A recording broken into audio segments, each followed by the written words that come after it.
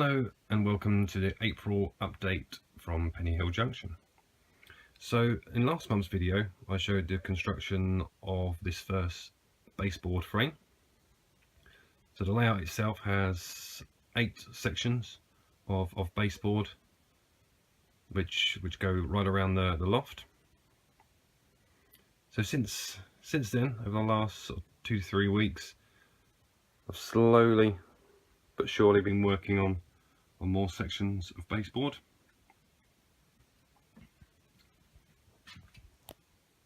So as you can see now, I've basically got one full side complete, measuring in at about 15 foot and 8 inches in length. At the moment, on top of the baseboard frames, I've got some temporary surface in place. This is some very old 18mm MDF which I've had in storage for quite some time, so I've just put this in place just to give me as I say, a temporary working surface. Also in last month's video I was showing you the progression in terms of the foil insulation. You can see we were halfway through back then, but now that one side goes right to the very end. So that's complete. I've made a start with the leftover material I have on this side, but I'll still need to get a couple more rolls to complete the rest of the roof section. Now, having these baseboard frames in place, what it's enabled me to do, get a little bit more organised up here in the loft.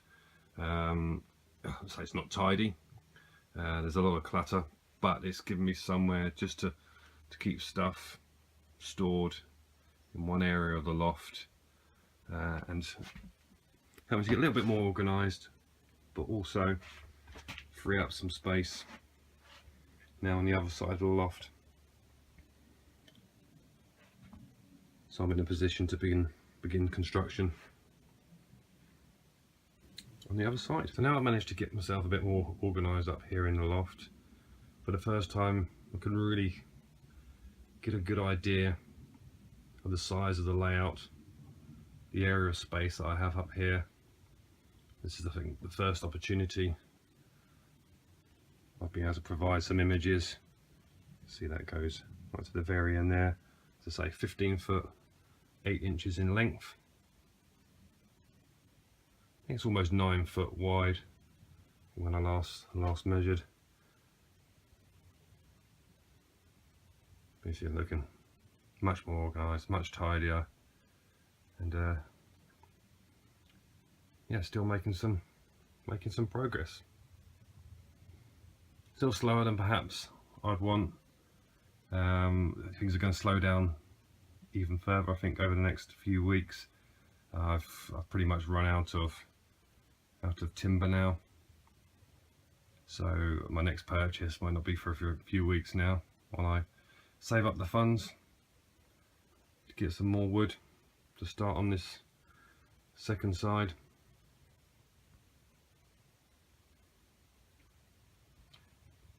But we're getting there. I say it's not a rush. It's going to be a long project. I'm sure it's going to take many years to complete, but I'm pleased with the results so far. As I mentioned in last month's video, you know, I've never attempted to do any type of joinery. You know, I'm certainly not a dab hand at DIY, so this is my first attempt at a project of this magnitude, and I'm very pleased with how well it's gone so far. So most of what I've purchased so far has been obviously the materials, construction materials for the loft, to get that in a position I want for the layout, like the loft insulation, the foil insulation, the floor panels, obviously the timber studs for the baseboard frames. But each month I've been trying to acquire, you know, little bits and pieces of track and accessories, etc. In preparation for laying track. Still might be some time before I firmly lay down the first section of track, but if I do it a bit by bit, as I say, it doesn't break the bank. And you know, when it does come down to time to start laying some track, you know, I've already hopefully got a good collection ready to make a start.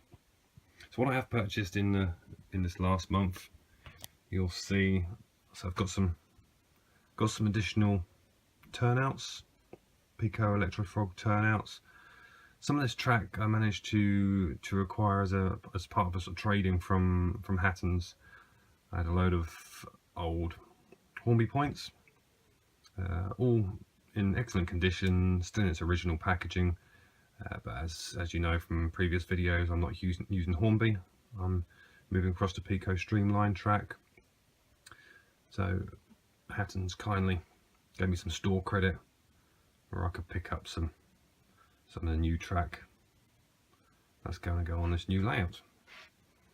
In addition to the track, what I've also started to purchase, I've got in place some of these track setters. I will be purchasing very shortly some of the Pico Streamline Flexi track. So these are the 3 track setters I've got so far. There's the straight section, a 36-inch radius curve, and also a 42-inch. It's likely that I'll get the full set, just so I can sort of play about with various radii on the layout. I mean, I've got a track plan, but I'm sure that will change and evolve over time, and I'm actually just looking forward to actually planning the layout by putting track on the baseboard and seeing what works, seeing what looks good. So as well as the track setters, what I've also started to purchase is some accessories and tools for laying track. So if you use Pico track pins, also got the Pico rail joiners. Also going to leave a lot more than what's there. Some insulation rail joiners as well for the Electrofrog points. Also picked up this handy little tool from Pico. It's the 6-foot weigh gauge, which I'll use to ensure that I keep equal distance between the tracks on the layout. My final purchase of the month is this. It's the first item of rolling stock for this new modern era themed layout. As I've mentioned in previous videos, I'm looking to replicate the modern GWR, Great Western Railway, and also Southwest trains, or now as they're known, or soon to be known, Southwestern trains. And one of the locos I'm looking to have on the layout, and I hope to be purchasing very soon. Again, another trading via Hatton's. A lot of my old stock, which I presented to you guys on probably my very first video. A lot of old stock. It doesn't go with my layout, the theme that I want. None of it is DCC ready, so I'm going to trade that in again via Hatton's at a nice little offer on all that kit. So I'm going to use that store credit to get myself the GWR Class 57 Tintagel Castle. Some of you may know that loco in particular pulls the first Great Western, or now Great Western Railway's Night Riviera sleeper service, and this is my very first item of rolling stock, which will complement that loco as soon as I receive it. So I may look to purchase a couple more of these sleeper coaches, as well as some of the Great Western Railway's Mark III coaches, soon to be released in the new green livery. Okay, so that's all I have to update you on for this month. Not entirely sure what the plan is. I say over April, I've got some time off work over the Easter holidays, but again, a lot a lot of my money is going to be spent keeping the children entertained during the Easter holidays, and very little will probably go on the layout. But if I do have any leftover change, I'll try and pick up some more timber and try and build some more baseboard frames. One of the things I may do during the holiday period is get back into the Metcalf kits again. Remember from last month's video, I built the semi-detached houses. I've got the signal box over there, but I haven't yet started on the parish church. So that's something I might do over the next couple of weeks, which I can show you in next month's video. But for now, and until next time, thanks again for watching. Hope you all have a wonderful Easter. And again, yeah, thanks for watching. Please feel free to like, subscribe and comment, and yeah, we'll catch up again very soon. Bye for now.